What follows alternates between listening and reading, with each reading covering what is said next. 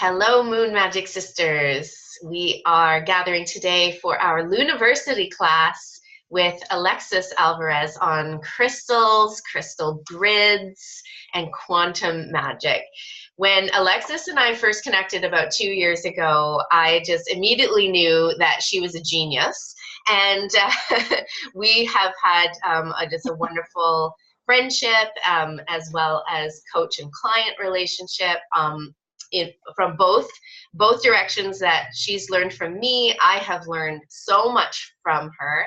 She lives in Brooklyn, New York, and she is she is just a wealth of information on crystals and their properties, different ways to use them for healing and for manifestation.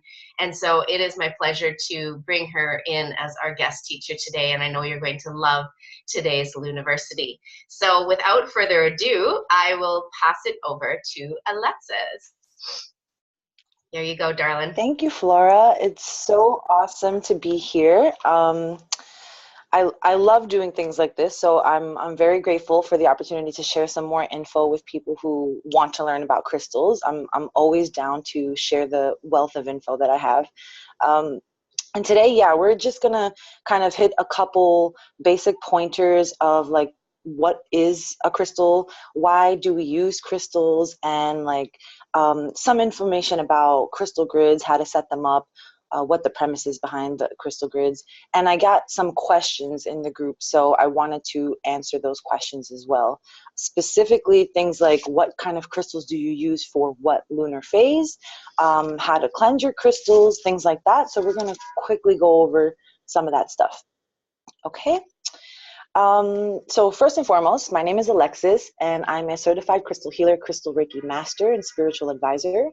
I basically work with clients to help them rebalance, reset, relax the mind, body, and soul, and to kind of inspire change in their life with these tools, with crystals, with different frequencies, colors, sounds, with energy work, just to kind of help them align to what it is that their soul is destined to do, what their vibration is meant to be doing, what's in their highest good, essentially. Okay, so I definitely use crystals to do that. That's a big part of my work. And let's just dive right into it. What is a crystal? So today's going to be kind of show and tell. Every now and then I'll pop a crystal up for you guys to see.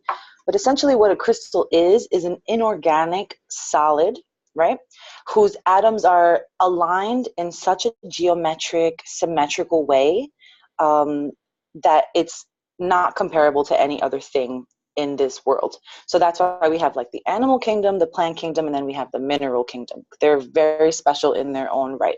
So inorganic solids, and on the microscopic level, they are put together so perfectly, so symmetrically. There's each crystal is kind of based off of one simple shape, and that shape kind of compounds itself to create the crystals that we see. There's like different versions of microscopic versus microscopic. That's getting really geeky into it, which I love to do. So just for an example, let's get geeky. So this would be a macroscopic crystal, right? Just because we can actually see all the facets of it, the sparkliness of the crystals, they really kind of show themselves off in this form. Another macroscopic crystal, macro being like big on the outside, you can see this crystal formation right on the outside with all of its faces and its apex, which means the point. Okay. Microscopic crystal, on the other hand, same crystal formation but on a smaller scale, so you don't really see it. They kind of just look like rocks. So a rose quartz would be a microscopic, because on the microscopic level there is that same intricate geometric pattern that is really the basis of all crystal magic, and why we use crystals and why they're so dependable as energy tools. Okay, let's see what else. That brings us to how the crystals work. So I often get the question of like, but what do I do with the crystal? And my answer to that is keep the crystal in your energy field. That's the simplest answer that I can give to that. What do you do with the crystal? You keep it near you, in your bioenergy field. which science has kind of proven that it is the most palpable within 4 inches and actually extends up to 12 feet sometimes. So within that circle, that's your personal aura, you want to keep those crystals near you, essentially. That is because everything is energy. All matter is energy. We already know Einstein with his E equals MC squared. He kind of helped prove to the world that matter equals energy. It's the same thing. It's just a matter of what we're perceiving when we're perceiving it. All atoms and subatomic particles, they're jittering at a microscopic level. So they're like shaking little things. And that's in everything: liquid, solid, gas, plasma, everything. The thing with crystals is that they stay the same for bajillions of years. That's probably an exaggeration, but for a few billion years, they stay quite the same. They're very, very stable, and their atoms, they don't move or jitter as much as ours do. They're very, what you call, we're entropic. So that's like the descent into chaos. We have a tendency to be very entropic. We have a lot of entropy, and we descend into chaos often. Crystals don't. They have very low entropy, and they stay the same for millennia. And being that their energy is so stable, that's really that law of vibration that we kind of use these crystals for that purpose, because we use these crystals for their stable energy.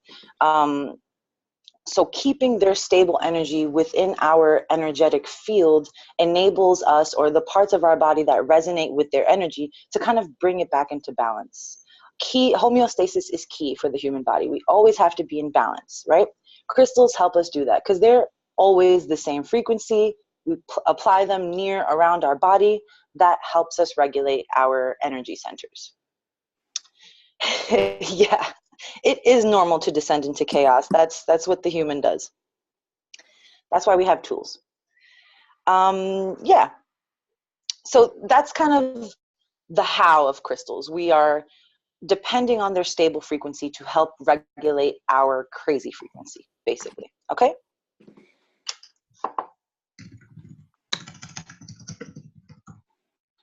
So if you guys have questions, definitely feel free to type that in there, and I think I'll be able to see them pop up as they come along. So if I say anything, just feel free to ask away.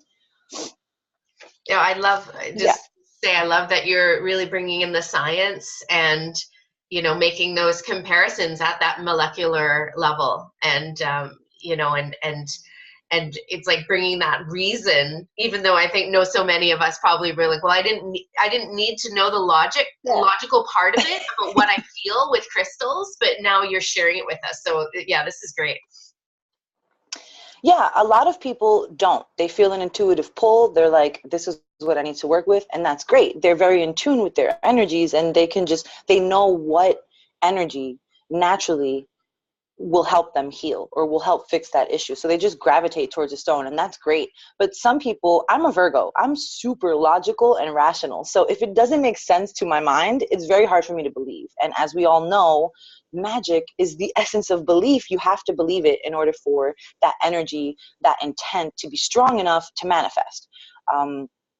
So I have to kind of rationalize it, and learning this information, this quantum magic, if you will, helps me rationalize it. And I know it helps a lot of people as well. People who are kind of nerds like me, the question is why, but why does it work, right? So that's what I'm sharing with you.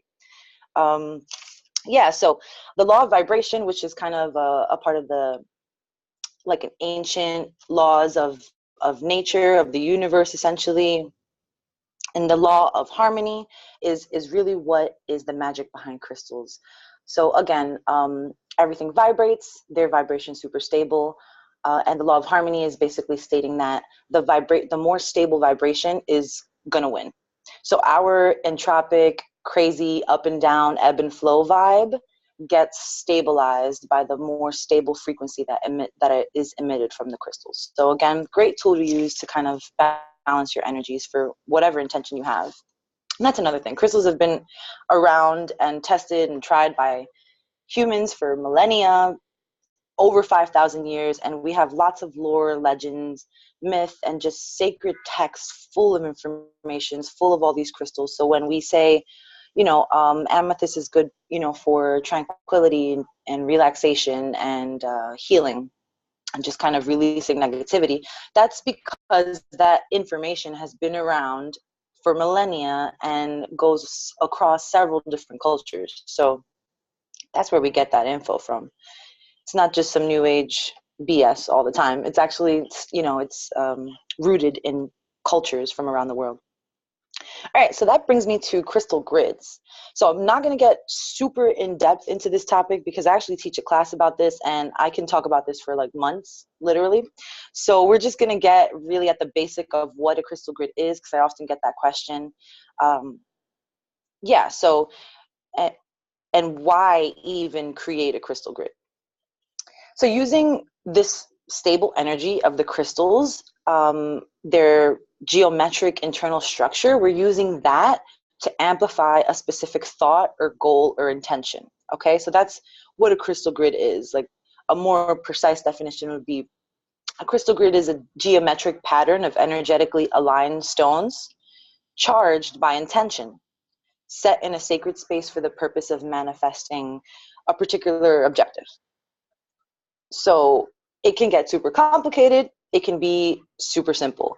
The main thing you need is a center stone. So it doesn't have to be any particular shape or size, but something in the middle. The center stone kind of serves as your intention, your main focus, your goal. For example, honey calcite. So this is this beautiful ball right here. That would be a great center stone for achieving clarity, specifically when it comes to financial goals. So let's say you just want to be clear on what to do with your business or what route to take. That could be a center stone. And around that, you can place a whole bunch of, like, just throwing an example, citrine, which is a great business stone, helps to manifest. And your citrine can be your outer stones, which basically encapsulates the center stone. However way you want to lay them out, it's really up to you. I love correspondences and I love layers of energy, things that relate to each other, just because I feel like it amplifies your intention. So what I love to do with crystal grids is get really in depth into it and basically kind of figure out what shape relates to the intention. So you can do a simple square. You can do 4 crystals, 1 on each corner and a center rock or center stone. That's a crystal grid. That's perfectly fine. But the square is notorious for stability, protection. So we can use that shape when you want to do a crystal grid for stability and protection. See where I'm going with this? So it's about the shape you use, the crystals you use, the layout, your intention, all of that kind of mixes together. You could even throw flowers or essential oils that relate to your intention. I'm about amplifying the levels of corresponding energies, okay? And just setting them around in a nice shape. It doesn't have to be geometrically perfect. It could be whatever shape you're called to do. It could be a spiral. It could be so many different things. Shapes also have lots of meaning. So it's just kind of figuring out what crystal is aligning to your intention, what shape is aligning to your intention, and putting them together like that. Okay. Another step of a crystal grid is the activation of it. So that's like meditating with your crystal grid and putting all your energy into that grid to kind of turn it on, if you will. So when I'm doing like an energy healing session, I activate the person's bioenergy field before I start. So this is kind of like you activating the crystal's energy field so it can permeate your intention through the universe more powerfully, right? Because crystals are amazing. They do their job. You can put them up and set them there. But intent and thought and the power of the human brain is more amazing. And combining the 2 tools is going to give you an even better experience or result. And activating is super simple as well.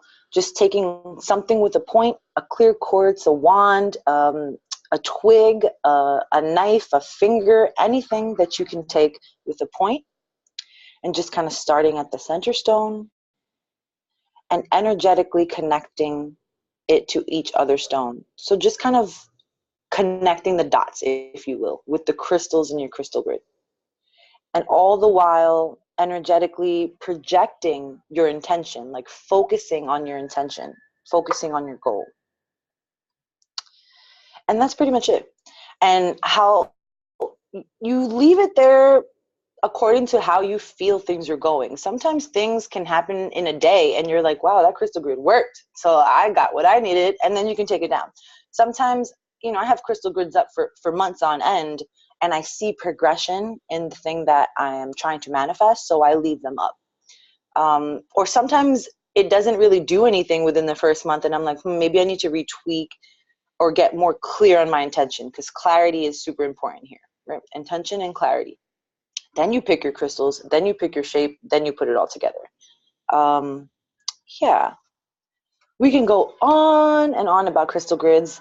In my class, for example, we do go through several different shapes. I give you like 16 different templates, and you learn about what each shape is, and you can use each shape according to whatever you're trying to do, as well as breaking down the molecular structure of crystals and finding out what shape makes these up, and then adding that to the same shape. So, for example, I'm using a quartz, which is trigonal, hexagonal structure. That means 6 sides. On the microscopic level, this little thing is little hexagons, and they're just connected to each other like that all the way up. Okay, so a great shape to use for quartz is a hexagon, a 6-pointed star, for example, and that's just going to allow the crystal to molecularly, energetically speak the same language as the rest of your crystal grid. All right, your whole layout is kind of energetically talking to each other, and the more they understand each other, the more they're on the same geometric language, the more powerful your grid can be. Okay, so it can really get real specific. Any questions on crystal grids?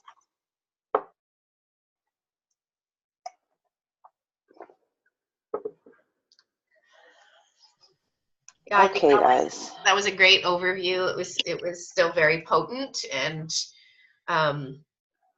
yeah, no, I thought it was perfect, and I've been doing crystal grids for a long time, and I still learned something new. So there you go.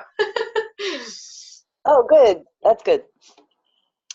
Awesome. So now I want to move on to moon magic and crystals. This is Lunaversity, and I'm pretty sure that Flora is already teaching you guys about the moon phases and how to kind of ebb and flow with the energies of the universe, and aligning your intentions to the energies that we're experiencing at that moment in space-time, basically.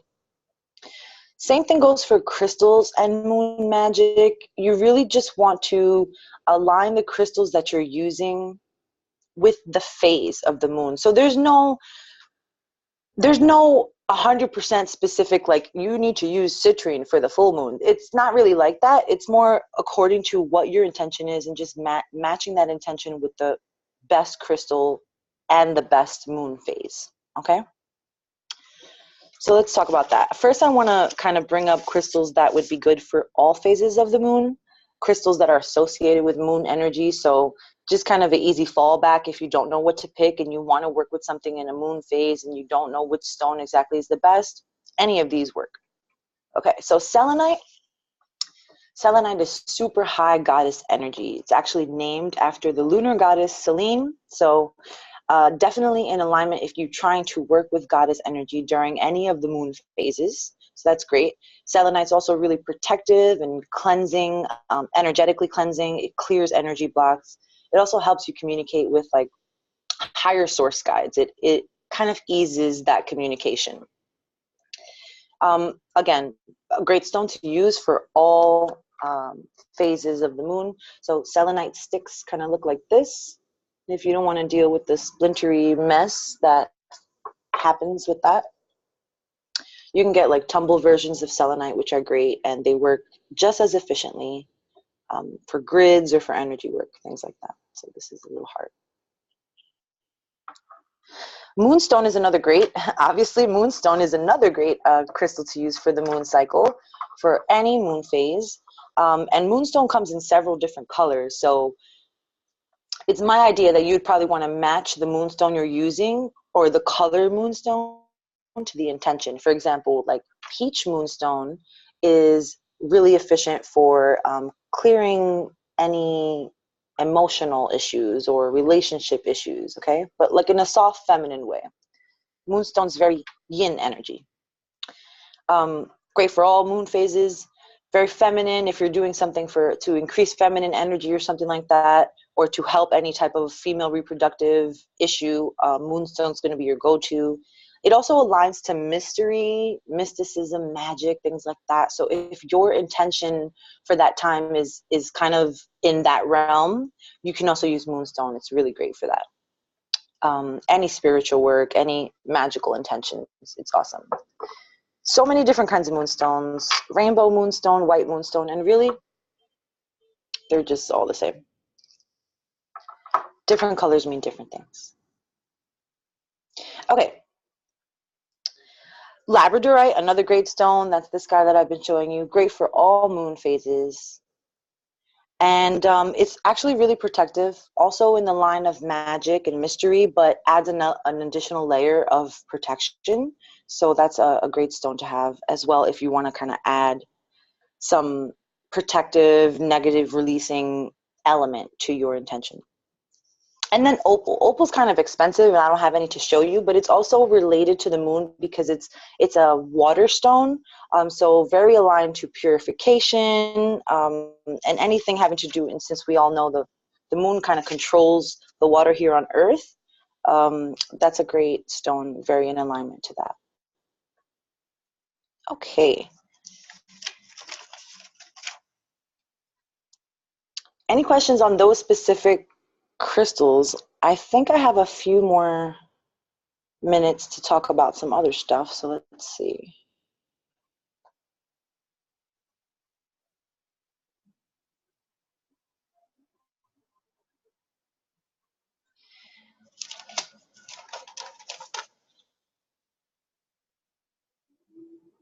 Black moonstone is great for, so then we can get specific and more specific. Black moonstone is a great stone for the waning phase. So when we are kind of like reducing that energy, retreating, releasing negativity, we're kind of going back into that like hermit energy kind of. It's energetically cleansing, and it's really good to release any negativity. So black moonstone would be better for a waning phase, right before like the new moon, the dark moon phase. Black moonstone, yeah. I don't have any, but they vary from white to like grayish, peach, and it gets even darker, like dark black. Sometimes it's called spectralite, so you might find it in that realm.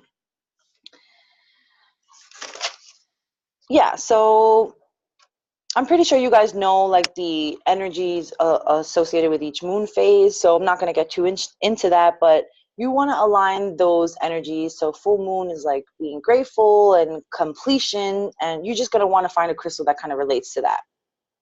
Same thing with new moon, planting seeds, looking forward to new, setting new intentions and creating new goals. You're going to want to look for crystals that are aligning to that type of energy. I hope that makes sense.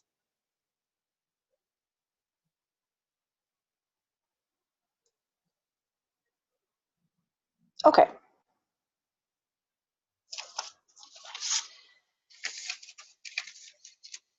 And the last thing I wanted to mention for you, because we did have a question about this in the group, was cleansing crystals. I personally, I feel certain types of way about that. I feel the best way to cleanse a crystal is through sound. You can do what you feel called to do, but certain crystals just don't belong in the water. So if they are under either a 5 or under on the Mohs scale of hardness, you should not put them in water. You should not put them in salt even. And easy way, just Google it. So you can say citrine Mohs scale of hardness. It's a 7, by the way. So that's totally safe for water and salt baths and things like that. Sunlight's cool to re-energize your stones with the energy, the prana of the sun. But you don't want to put things so vivid like amethyst in the sun, because the sun will drain it just gets right into that, the photons of light, and they kind of push out that color, and eventually your amethyst is going to start to look like quartz, clear quartz. So no sunlight for clear quartz. I mean amethyst.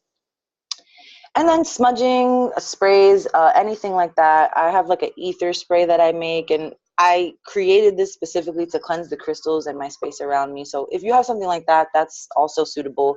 But like I said, my favorite way is sound. So not a specific frequency. It doesn't have to be 7 hertz or anything. It just has to be high amplitude, which means volume.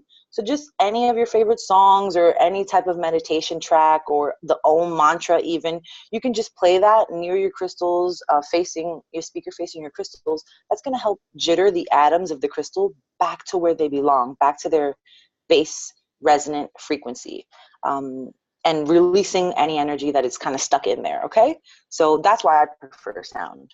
It's sufficient and it works super fast. Great way to clean stones. Okay, guys, so that's all the info I had. If anybody else has any questions about what I've mentioned, or you want to sit with this and just kind of reflect and post some questions in the group later on, I will be more than happy to answer those for you. Wow, this was so great, Alexis. Thank you so much. I really, yeah, I mean, I know that you are a sound healer, so of course you would bring in the sound for cleansing the crystals, and that it was something that I'd actually never even heard of. And and I've done sound healing for so many years as well, so that was a new piece for me. And of course I love chanting, so putting them out under the full moon and chanting Om, that's really fantastic. But especially if it comes from you, the energy is even more powerful, and it's amazing doing it like that. Good idea. Yeah, for sure. So there was I definitely was taking some notes, and I was seeing some other people writing notes as well. So yeah, does anyone have any questions or even just comments that you want to share at this time?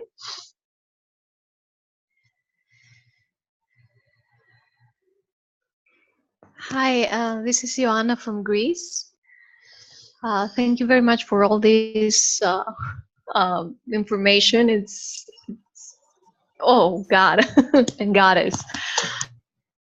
Could you please elaborate a bit on the geometry of what you said about the hexagon and how it can correlate to the geometry of the grid? I didn't quite get that.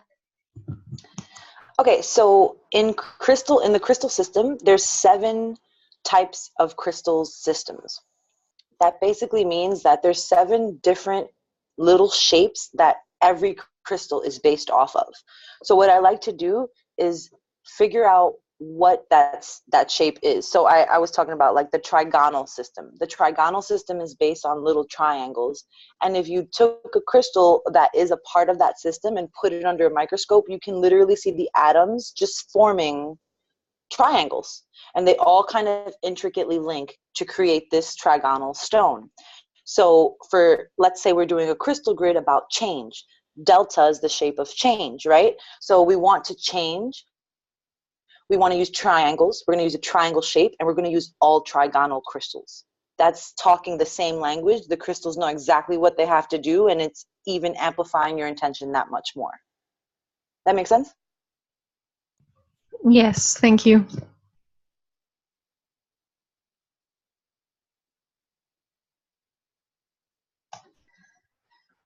Yeah, that feels like really going in depth with that. Yeah, it gets complicated, and I'm a big nerd, so I love to figure things out. Like, I love to analyze all that stuff and make a super powerful grid. That's so amazing.